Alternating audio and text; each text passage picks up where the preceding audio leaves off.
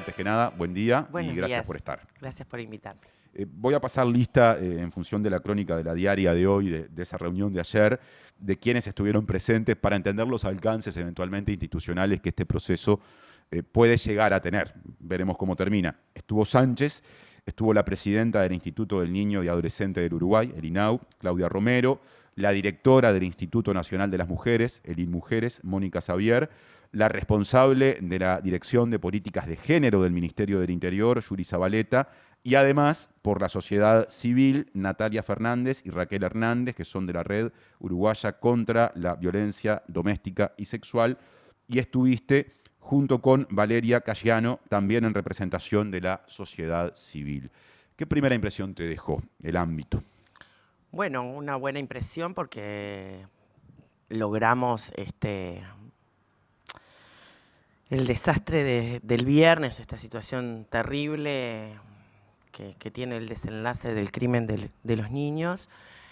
Abrió la oportunidad a que Presidencia se involucrara directamente en el tema de la prevención de estos delitos. Entonces, lo primero quiero decir eso, o sea, no es un detalle menor, no estaba en la agenda pública la violencia de género hasta lo que aconteció la semana pasada.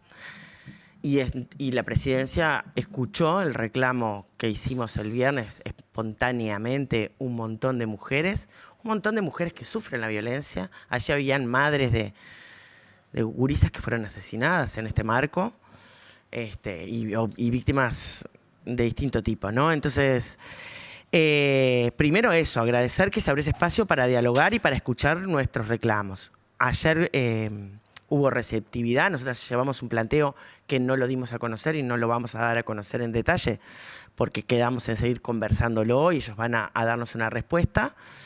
Pero bueno, la idea es, nuestra aspiración es que se revise absolutamente todo el sistema de respuesta de una manera integral, pero no diagnóstica. Nosotros decimos, en Uruguay tenemos la enfermedad del diagnóstico, que todo lo diagnosticamos, y a veces lo que nos falta es tomar acciones para cambiar lo que ya sabemos que no funciona o que funciona mal.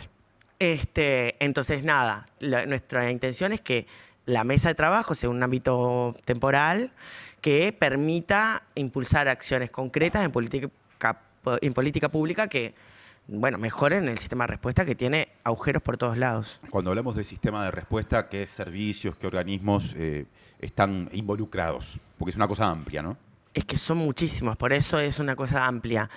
Tenés desde el INAU, el Ministerio del Interior, la Fiscalía, el Poder Judicial, tenés el sistema de salud, tenés los servicios de atención municipales y los servicios de atención nacionales, tenés organizaciones de la sociedad civil que por sí mismas brindan apoyo y acompañamiento y contención a víctimas. O sea, la idea es mirar todo el conjunto de actores que tienen vínculo con este tema, yo que sé, la educación, la enseñanza, tanto para el estudio del problema como para la profesionalización de quienes intervienen, de los técnicos y las técnicas que intervienen en la materia. Ya que lo que pasó la semana pasada, estos dos niños, un niño y una niña que mueran en función de esa conducta de su padre, que también muere, digamos, en función de lo que pasó, si tuviéramos que cruzar ese caso con la actuación del sistema de respuesta, ¿qué elementos o dispositivos ustedes entienden fallaron en esa situación en particular que se dio en Soriano y Río Negro? Yo no estudié el caso y nosotros ayer no estuvimos analizando el caso. Nosotros fuimos a hacer un planteo global. Porque ayer mismo sí llevamos, por ejemplo, que en el último año móvil, de julio del año pasado hasta hoy, hay 14 situaciones de femicidios y suicidios relacionados a la violencia doméstica que se sucedieron con conocimiento de la institucionalidad. O sea, esto habla de fallas en todos los niveles, gravísimas, ¿no? ¿Qué quiere decir con conocimiento de la institucionalidad? Denuncias de violencia doméstica, solicitud de atención desde Milagro Chamorro, que se suicida en un centro de salud, con denuncias, pidiendo auxilio, o sea, como un ejemplo del nivel de desidia y de falta de dispositivos de atención reales que atiendan la necesidad real de quienes lo necesitan. Entonces, es todo. Tenés también, vos decís, en este caso, el viernes, es evidente que hay una cosa que falta, y falta en todos los juzgados, son equipos de evaluadores de riesgo. Si nosotros después terminamos exigiéndole a un montón de operadores judiciales medidas oportunas cuando no tienen herramientas para tomarlas, ¿no? Se toman a ciegas. Entonces, ahí hay un gran nudo que, bueno, que en principio uno tiende a pensar que hay que tomar medidas inmediatas para cubrir eso, ¿no? Porque de esa evaluación de riesgo dependen una cantidad de dispositivos que se deberían desplegar como consecuencia de lo que dé esa evaluación o no. ¿Qué riesgos más frecuentemente se subestiman y exponen a las personas que denuncian, por ejemplo? Bueno, un riesgo que pasa, porque también esto que venía diciendo, es las mujeres. Por suerte, el tema de la violencia de género está como mucho más generalizado a nivel social, de la conciencia de lo que es, de lo que implica, ¿no? Cualquier persona sabe lo que es, a grosso modo, ¿no? El concepto se entiende. ¿No? Entonces, hay un montón de mujeres que, por ejemplo, que se encuentran en esa situación, que van a hacer la denuncia policial en busca de ayuda, ¿no? Y de protección. Ese hecho, hacer la denuncia policial, aumenta el nivel de riesgo en el momento e inmediatamente después, ¿verdad? Con la persona denunciada. Entonces, vos deberías de tener un dispositivo, herramientas, llamémosle como quieras, que le explique a esa mujer que está yendo hacia la seccional pensando que va a encontrar solución a un drama que está viviendo, y se le potencia la N, y no hay un aparato que le pueda decir, mira, acá tenés que tomar esta medida, esta medida, esta medida, a ver dónde vivís, con quién estás, tienen hijos en común, ¿no? O sea, hay muchos ojos que poner. A veces se subestima el nivel de daño que puede tener la violencia psicológica porque no es visible como es la violencia física, ¿no? Pero los niveles de destrucción que genera la violencia psicológica en mujeres es imponente, ¿no? O sea, uno no se imagina. Hay hombres que ejercen violencia que nunca jamás le tocaron físicamente a la mujer en sentido agresivo, y te destruyen psicológicamente. Entonces, y a veces eso no se ve, ese potencial violento a los niveles que puede llegar si no tenemos herramientas, ¿no? En aquello que mencionabas hace, creo que 2 respuestas de cómo el Estado muchas veces no responde cuando hay personas involucradas en situaciones que luego desencadenan hechos graves, que muchas veces han estado vinculadas a la institucionalidad de alguna manera.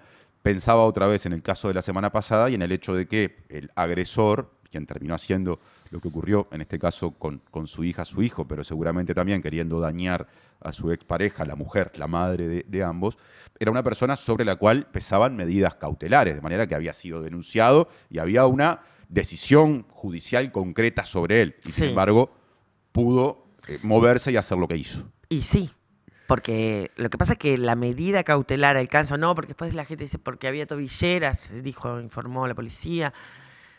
Pero esas medidas se toman en base a un diagnóstico concreto sobre esa situación concreta, porque en los casos no son generales, o sea, este caso es con estas características, ¿no? O sea, es eso lo que evalúan. ¿Qué comportamientos tiene?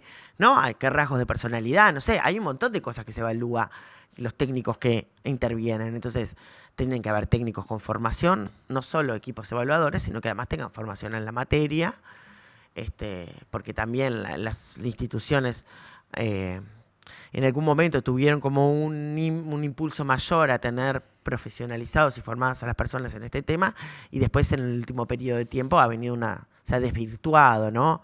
Yo a veces digo, en los juzgados especializados de delitos sexuales, yo creo que en algunos casos, lo único que quedó colgado de especializado es el cartel en la puerta, porque adentro los profesionales que intervienen no lo son. Entonces, ese nivel de incoherencia tiene el Estado. Estos hechos y este proceso que ustedes están impulsando en esta mesa de trabajo con las autoridades de revisar el sistema de respuesta para hacerlo más eficiente, ¿Cómo dialoga con la normativa existente? Por ejemplo, con la vigente desde hace ya 2 gobiernos, ley integral, como se le decía en su momento, vinculada a la violencia basada en género. ¿También son necesarias modificaciones normativas? Lo primero que debería pasar con la ley integral es que se aplique. O sea, va a cumplir 10 años en el 2027 y no ha tenido recursos para su aplicación real. Entonces, más que modificarla, lo que habría es que ponerla en marcha, que es lo que venimos reclamando y lo que hemos reclamado los colectivos feministas y desde que se votó. Eso no ha sucedido. Entonces, eso es lo primero. Después, en la revisión, yo creo que entra en lo que nosotros aspiramos a se revise, es todo. Cuando decimos todo, es todo. Si hay que hacer modificaciones, yo qué sé, no sé, capaz que en esto de repensar, si esto no está funcionando, si está un poco más chequeado, no sé, a nivel legal está claro que aspiramos a que la ley de tenencia compartida sea derogada. Es una ley que ha instalado una lógica de que las mujeres denuncian falsamente, que es muy perversa, que ha generado mucho daño. Hay madres que están sufriendo el impacto de eso. Yo he estado trabajando con madres y 3 diputadas desde hace 2 meses, porque hay un grupo de madres que han sido apartadas de sus hijos que les quitan la tenencia, se las entregan a los padres conteniendo denuncias. Porque O sea, a la padres jueza, denunciados. sí, porque a la jueza le parece que zaraza. O sea, ese es el nivel de el sentido común se instala y hubo una campaña muy fuerte que instaló y que además cuadra con el sentido común y es que todo el mundo miente y las mujeres mentimos a cada rato. Yo le pediría a la gente que fuera a hacer una denuncia a la justicia para ver lo grato que es, ¿no? Todos los beneficios que sacás de hacer una denuncia. Pero bueno, ese discurso se instaló. De hecho, introdujeron un delito para que las mujeres temieran más hacer denuncias por si fuera falsa. O sea, una cosa muy perversa, que fue criticada por absolutamente todo el mundo. No solo colectivos feministas, organizaciones de derechos de la infancia, organismos internacionales, pediátricos. O sea, no hubo nadie que le dijera al Parlamento, miren, esto está bien, salvo los grupos de varones agresores, que ellos se tratan como buenos padres. Y el Parlamento pasado respondió a esos grupos. Eso fue lo que pasó. Y todos los demás que trabajamos o tenemos que ver en la defensa de los derechos de la infancia y de las mujeres, fuimos absolutamente ninguneados. En este periodo de gobierno, el actual oficialismo, o sea, el Frente Amplio, que desde que se aprobó esa ley de corresponsabilidad en la crianza en el periodo pasado, tiene una definición política incorporada a su programa de derogar la normativa o modificarla, al menos, no tiene la mayoría parlamentaria en una de las cámaras. En plan de que esto pueda avanzar, ¿entendés que hay márgenes políticos para buscar acuerdos más amplios que permitan que esa modificación legal vaya adelante? Y en tal caso, ¿dónde podrían estar? Yo te voy a hacer una respuesta más amplia y es, yo aspiro a que el Parlamento, y sobre todo en un Parlamento que se renueva poco, en algunos casos, que aspiro a que quienes votaron leyes que han tenido efectos nefastos como esta, pero no solo, porque también es nefasto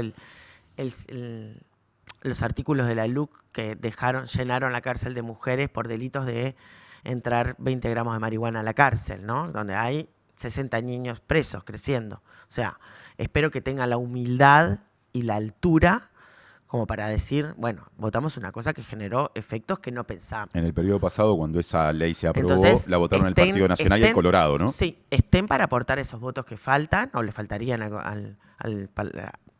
a la bancada oficialista para derogar esas leyes. O sea, yo espero que estén a la altura, sí, lo espero. Recuerdo que en aquel momento, en la discusión que se dio, si no me equivoco, en las últimas instancias de votación ya en 2023, cuando se aprobó la ley, de los partidos que en aquel momento eran parte de la anterior coalición de gobierno, en el Partido Colorado era donde había más dudas y finalmente hubo un acuerdo de redacción que permitió que la iniciativa fuera aprobada. Porque hubo una gran resistencia de las mujeres coloradas internas, que hicieron un gran trabajo de oposición a eso. O sea, hubo mucha gente, por eso quiero decir, ¿no? A veces estas lecturas se hacen partidarias y trascienden lo partidario. Y eso, hubo una gran movilización de las mujeres coloradas para detener la aprobación de la tenencia compartida. Hay ahí, digamos, en ese sector en particular, en ese partido y otra vez en esas mujeres, una posibilidad de reinstalar la discusión ahora. Sí, claro, sí, claro. Sí. En algunos temas, además, ya hay parlamentarias del oficialismo y algunas coloradas trabajando para mejorar algunos temas que les genera preocupación a ambas. ¿A qué legisladoras coloradas identificas ahí? No recuerdo el nombre porque es nueva, pero es una muchacha joven que está trabajando con Tatiana Antunes, por ejemplo, en el tema de adopciones. Digo, eso lo sé, pero no recuerdo el nombre de ella, por ser nueva. La semana pasada, cuando se dio este hecho, esta muerte, este asesinato de un niño y una niña y el suicidio del padre al mismo tiempo, se instaló o se empezó a hablar mucho de algo, de un concepto que me parece que en la conversación pública es relativamente reciente, que es el de la violencia vicaria, ¿no? Esto de hacerle daño a un niño o a una niña cuando se busca, a través de ese daño, también dañar, en este caso, a una madre. Entonces, ¿entendés que el término expresamente, el concepto, debería incorporarse a la normativa? Porque la normativa uruguaya no lo recoge textualmente. ¿Cómo plantean algunas organizaciones a partir de esto que pasó?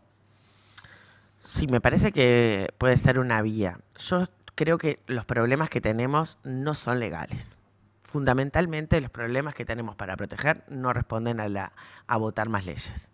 Sí hay una serie de leyes que mejorarían aspectos, pero sustancialmente no le cambiaría la realidad. Sí, la derogación de la tenencia compartida es una ley mala, que sí es importante derogar.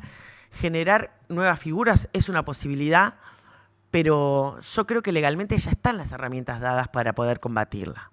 O sea, el problema es que lo que no hay es política pública que prevenga.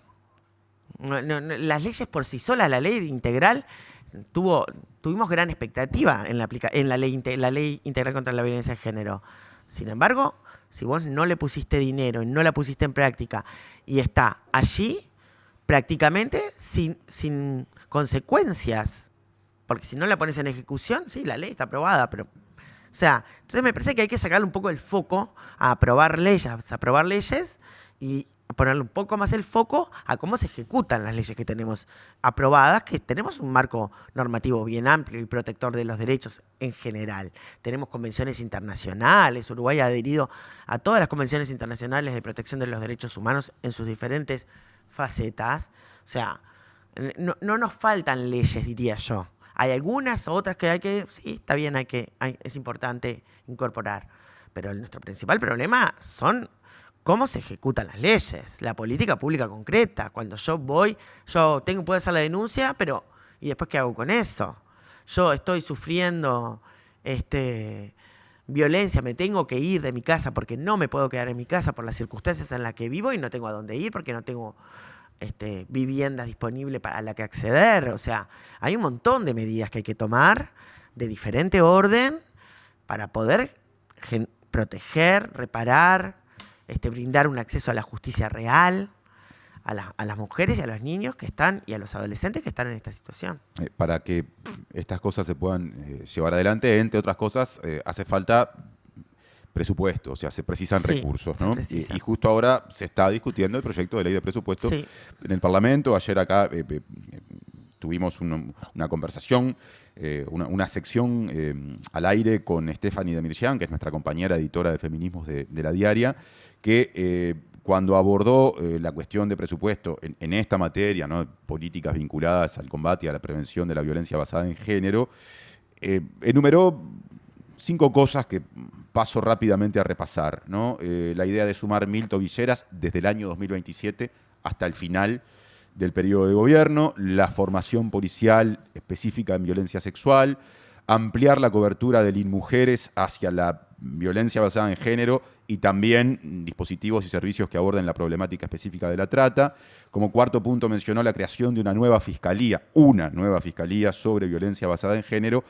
Y por último, 2 juzgados en esta materia que se sumarían a 3 ya existentes. ¿Esto es poco o es mucho? Mira, yo en el periodo pasado hice la cuenta de cuánto demoraría Uruguay en tener un juzgado de género por departamento al ritmo que vamos, 30 años. 1 por departamento. Esta propuesta presupuestal no cambia ese ritmo. Y no. van a abrir 2 juzgados en el periodo. Vamos 5. Nos quedan 14 departamentos más. No, no cambia el ritmo. Lo que es un problema.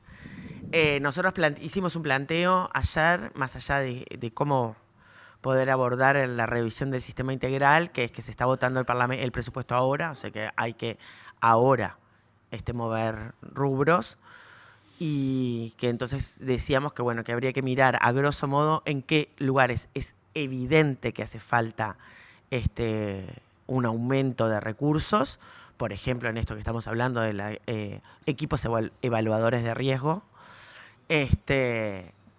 y habría que pensar, ¿no? Nosotros no hicimos ese ejercicio concreto, pero sí poniéndolo que, bueno, acá y acá hay que aumentar notoriamente. También necesitamos contar con la buena voluntad de los responsables de la justicia, ¿no? Con la buena voluntad de atender este tema de la Suprema Corte de Justicia y de la Fiscalía de Corte, ¿no? Que no han mostrado un gran interés en esta materia y en generar herramientas o mejorar los recursos que se tienen. ¿Entendés? A ver si entiendo bien ahí el cuestionamiento. ¿Entendés que las autoridades del Poder Judicial y de la Fiscalía no demuestran mucho interés por estos problemas? La Suprema Corte de Justicia no ha tenido como prioridad implementar en su totalidad la Ley Integral contra la Violencia de Género. O sea, han habido planteos de abogadas feministas diciendo que se pueden mover recursos internos, cambiando juzgados de un tipo por juzgados de otro tipo, que aprovecharían mucho más los recursos existentes y cubriría todo este tema que requiere muchos recursos humanos, ¿no? Y nunca fue atendido así. Entonces, el Estado uruguayo está condenado por la CEDAW en un caso de que hay una madre apartada desde hace años de su hijo y que está judicializado el caso y el Estado ha hecho cualquier desastre. La Suprema Corte de Justicia, cuando llega la medida cautelar contra el Estado, que es quien debe dar respuesta, contesta que ellos no tienen nada para hacer, que ese caso vuelve al juzgado donde sigue estando hace añares. O sea, la importancia que le da tanto al instrumento internacional como al cumplimiento de la medida cautelar de la que son responsables, la verdad que mostró bastante desidia, ¿no? ¿Qué es específicamente la CEDAW, ese organismo que mencionaste? La CEDAW es la Convención para la Eliminación de la Desigualdad de Género, que tiene un comité que evalúa cómo los estados van tomando medidas o no para combatir la desigualdad de género, y tiene mucho foco en la violencia. Entonces, y tiene un mecanismo para ir a denunciar. Es algo similar como cuando se va a la Corte Interamericana de Derechos Humanos, que capaz que es más comúnmente conocida. Entonces, ¿no? Como el Estado uruguayo ha estado condenado por la Corte Interamericana de Derechos Humanos. Esto es algo similar. No es una condena en este caso, porque es una medida cautelar similar a las que toman los juzgados especializados, internacional. Si será grave lo que esta mamá presenta como pruebas del accionar ineficiente y que revictimiza y genera violencia institucional sobre ella y su hijo, que ordenan una medida cautelar y el Estado no está a la altura de eso. Sigue dando vueltas en la justicia este tema, en su caso. Sobre el cierre, Soledad, ayer, en paralelo con esta primera jornada de funcionamiento de la mesa abajo que integrás, en conjunto con otras personas vinculadas a la sociedad civil y distintas autoridades vinculadas al gobierno, el ministro del Interior, Carlos Negro, anunció la instrumentación de un nuevo sistema, interpreto que de alerta para casos de violencia de género, que funcionaría sobre la base de dispositivos telefónicos, o sea, de teléfonos celulares que contarían con una especie de botón de emergencia para que haya una respuesta policial inmediata cuando una persona, supongamos una mujer, es amenazada o afronta una situación de violencia. No sé si esto se conversó en la reunión, pero en todo caso te quería preguntar qué mirada tenés como activista y especialista en estos temas de esto que Negro anunció, obviamente condicionado por lo que había pasado la semana pasada. Sí, a ver, ayer en la reunión, las responsables de las distintas áreas de los institutos y del ministerio hablaron de sus planes a futuro. Yo no voy a hablar de eso porque ellas son quienes tienen que comunicar oportunamente lo que vayan haciendo y demás. A mí me parece que todas las medidas que que puedan tomarse para combatir, en principio, están bien. No tengo el detalle de esto específico, entonces no voy a opinar para bien ni para mal en detalle. Pero lo que sí quiero reforzar es la idea de que nosotros queremos que se mire todo el sistema. Porque tenemos un montón como de chakras, compartimentos, acá pasa acá, arreglamos esto acá. Porque si no se conecta, si se me desconectan, si una mujer pide ayuda acá y ese acá la expulsa, no, por más que vos me pongas 2 pasos más adelante algo que sea bueno, si ella no llega a esa instancia, eso bueno no sirve. Entonces, quiero decir, por eso hago mucho foco en que sea una revisión integral, que involucre a todas las partes involucradas, con responsabilidad en dar respuesta. En una cosa que nosotros hicimos también mucho énfasis ayer, que fue, no queremos buscar culpables, no queremos criticar equipos, porque además si hay algo sabemos quienes trabajamos en esto, es que los equipos de trabajo que enfrentan violencia hacen lo posible y lo imposible con 2 palitos, porque tienen casi nada de herramientas para poder proteger. Entonces, hay mucho de la impronta de las personas que están en esos servicios para tratar de ayudar más allá incluso de lo que le ordena la función que están cumpliendo.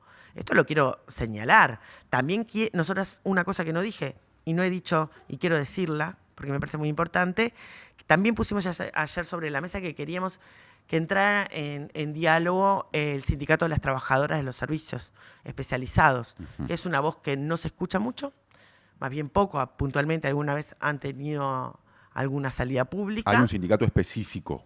Hay un sindicato de trabajadores de organizaciones no gubernamentales que depende de FUESIS y están organizadas, sí, como trabajadoras de servicios. En algunos momentos, ya te digo, se han pronunciado sobre diferentes hechos. Entonces me parece que hay que también ponerlas a conversar porque allí hay mucha, no solo información, sino también reconocimiento, y hay que atender en las condiciones que trabajan algunas personas. Las condiciones de precariedad son muy altas en este tema. Todo es de una precariedad muy grande.